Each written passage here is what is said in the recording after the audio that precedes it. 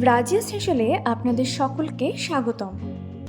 আজ আমি আপনাদের জন্য নিয়ে এসেছি একটি নতুন ধরনের মুরগির রেসিপি, করকনাথ বা কালী মাসি মুরগির রান্নার রেসিপি। তো চলুন দেখে নেওয়া যাক এই মুরগি রান্নার রেসিপিটি। এখানে আমি 1 কেজি 700-র মতন মাংস নিয়েছি। আর মুরগিটি রান্নার জন্য আমি যে সকল মশলাগুলো নিয়েছি সেগুলো হলো তেজপাতা, জায়ফল, জয়িত্রী, লবঙ্গ, সাজিরা, এলাচ, তারা মশলা, বড় এলাচ আর দারচিনি। এবার কড়াতে তেল দিয়ে তেলটি গরম হলে তার মধ্যে সমস্ত মশলাগুলো দিয়ে মশলাগুলো ভালোভাবে ভেজে নেব।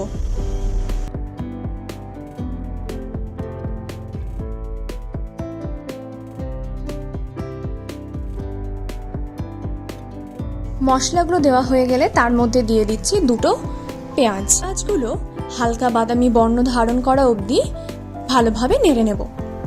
পেঁয়াজ হালকা বাদামি বর্ণ ধারণ করলে তার মধ্যে দিয়ে দেব 1/4 কাপ শুকনো নারকেল গুঁড়ো আর টমেটো দিয়ে ভালোভাবে 2 থেকে 3 মিনিট ভালোভাবে নেড়ে নেব।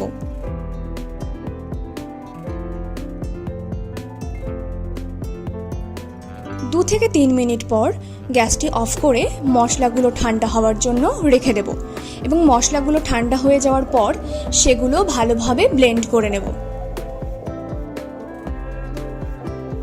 মশলাগুলো ভালোভাবে ব্লেন্ড হয়ে গেলে তার সঙ্গে দিয়ে দিচ্ছি সামান্য পরিমাণে ধনেপাতা এবং ধনেপাতাটি দিয়েও এটি ভালোভাবে আবারও এই মশলার সঙ্গে ব্লেন্ড করে নেব।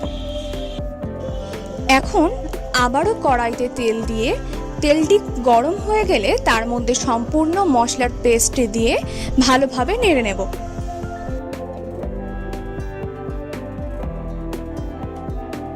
এবার এখন এর মধ্যে দিয়ে দিচ্ছি লঙ্কা গুঁড়ো, হলুদ গুঁড়ো আর কাশ্মীরি রেড চিলি পাউডার, আর দিয়ে দিচ্ছি গোলমরিচ গুঁড়ো। এবার মশলাটিকে ভালোভাবে কষিয়ে নিয়ে তার মধ্যে দিয়ে দিচ্ছি আদা রসুন বাটা আর তার সাথে দিয়ে দিচ্ছি স্বাদ মতন নুন। এবার আবারও মশলাগুলোকে ভালোভাবে নেড়ে ভালোভাবে কষিয়ে নিয়ে তার মধ্যে মুরগির মাংসটি দিয়ে ভালো করে কষাতে হবে।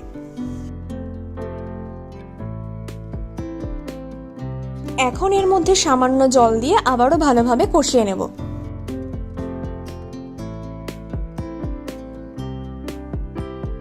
মাংসটি ভালোভাবে কষা হয়ে গেলে মাংস নরম হয়ে গেলেই বুঝে নিতে হবে মাংস রান্না রেডি। এখন ওপর দিয়ে কিছু ধনেপাতা কুচি ছড়িয়ে দিয়েই পরিবেশন করুন করকনাথ মুরগি। আমার ভিডিওটি কেমন লাগলো অবশ্যই জানাবেন, আর যারা আমার চ্যানেলে নতুন তারা অবশ্যই আমার চ্যানেলটিকে সাবস্ক্রাইব করবেন আর অবশ্যই আমার ভিডিওটিকে শেয়ার করবেন। ধন্যবাদ।